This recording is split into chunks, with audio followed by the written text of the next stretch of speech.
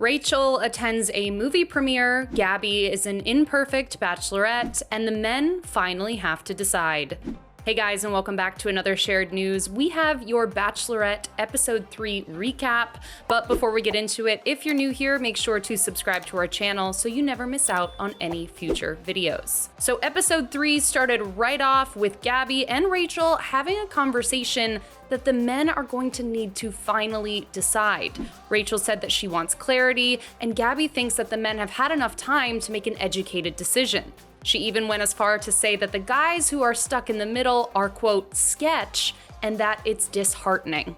Then we move right into our first one-on-one of the episode, and the date card goes to Zach. The card says, "Today is the beginning of our love story, and it is a one-on-one date with Rachel." Now the guys immediately start commenting on how Rachel is 1 for 1 of sending guys home on her one-on-one dates. So the pressure is definitely on Zach to impress, because they know based on episode 2 and Jordan V's first date that she will send a guy home if she's not feeling a connection. Zach and Rachel meet at the SLS hotel where Karamo from Queer Eye is waiting for them. They drink champagne and try on a bunch of different outfits and have a spa day before they go to a movie premiere in Hollywood. Now they're greeted on a red carpet by some photographers before they are led into an auditorium where they actually watch a montage video of their lives. And this also included a video from both of their mothers, resulting in both of them tearing up. They then discussed that they had a very similar childhood memory of their dads, each taking them to an airport to watch as planes took off and landed. Now, during this one-on-one date, Gabby actually decides that she is going to head to the mansion to spend more time with the guys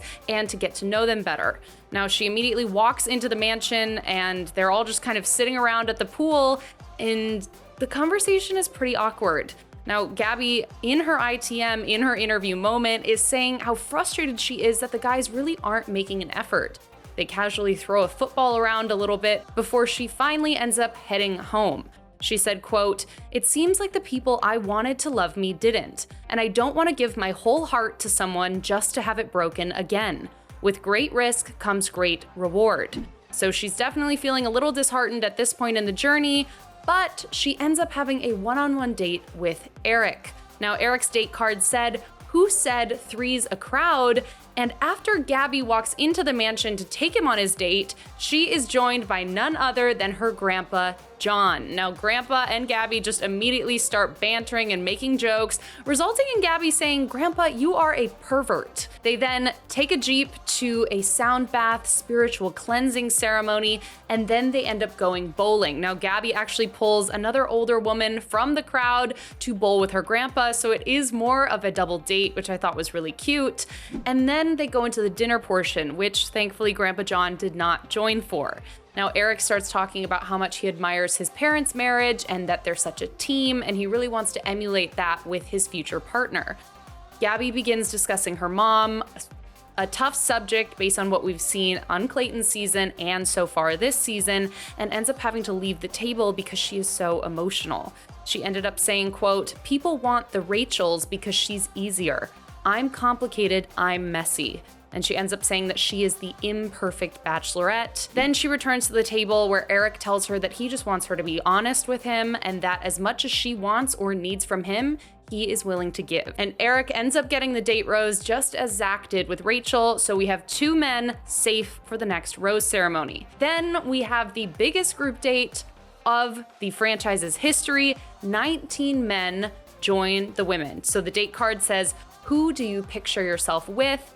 And they end up having a full photo shoot with none other than Bachelor photographer Franco. They have a ton of different backdrops and costumes ranging of, how much skin was showing, including Jacob having to wear a leaf as his costume. This also included a fake proposal scene. Tino and Logan fake proposed to Rachel, and Tyler and Nate proposed to Gabby. Now at this point, the men are trying to figure out exactly who they're here for. Spencer being one of them. He said he was initially interested in Gabby, but now he was in a, quote, Bermuda Triangle, trying to figure out exactly who he's interested in. The date then transitions to SoFi Stadium. Rachel and Avon play football. Tino tells Rachel that he is 100% here for her, but Gabby is not having the same level of success. Now, Tyler talks to her first, told her that he has an amazing connection with Rachel and he wants to pursue that, but respects Gabby and wants to be honest. Then Hayden says that he's gotten a lot of clarity and his intentions are fully for Rachel. He also then tells Gabby that she is a little more rough around the edges, which didn't sit right with Gabby nor myself. Then Jacob sits down with Gabby and tells her that if she was the sole Bachelorette, he would leave. He then ended that conversation by saying, obviously, you're smoking. Shoot. So these three conversations definitely left Gabby super doubtful about this journey and if there were men for her. So Rachel ends up giving her group date rose to Avon, but Gabby gives her rose to no one. So the next day, the guys are kind of recapping exactly what the shift was on this group date, and it's quite clear that it's because a lot of the men on that date weren't there for Gabby.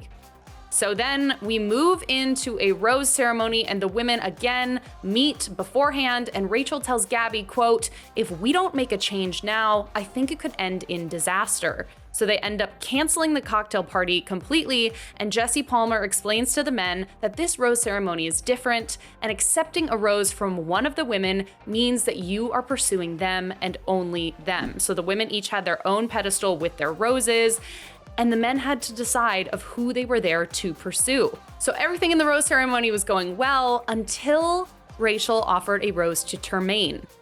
He then said that he was there for Gabby, which is where it got a little interesting. Jesse reemerged and said that because he rejected the rose, he was then able to step back into the line of men in the hopes that Gabby would call his name, but it also meant that Rachel's rose was completely taken away.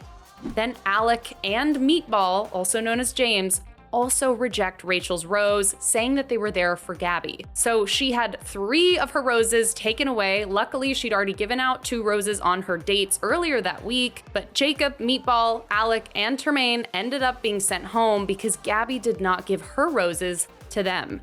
So we watched as the women greeted their men at the end, Gabby with 9, Rachel with 8. And Gabby said she felt a sense of relief and excitement to be with her 9 guys, knowing that they were there for her. So definitely an interesting twist this week. I was wondering when we would get to the point of the men having to decide. I think it's smart to do it sooner versus later, but there's definitely potential for drama if a guy decides later on that he actually wants to switch over and pursue the other Bachelorette. So I want to know what you guys thought, not only of this episode, but if you think there still might be a chance of people flipping back and forth as the season goes on, or if they will be automatically eliminated for not being able to make up their minds. That is everything I have for this week's Bachelorette recap. Before you go, make sure to like this video and subscribe to our channel so you never miss out on any future videos. I'm Allison Van Dam. My social handle is on the screen right now if you want to come say hello, give me all your thoughts about this season so far. Thank you guys so much for watching, and I'll see you in the next one. Bye.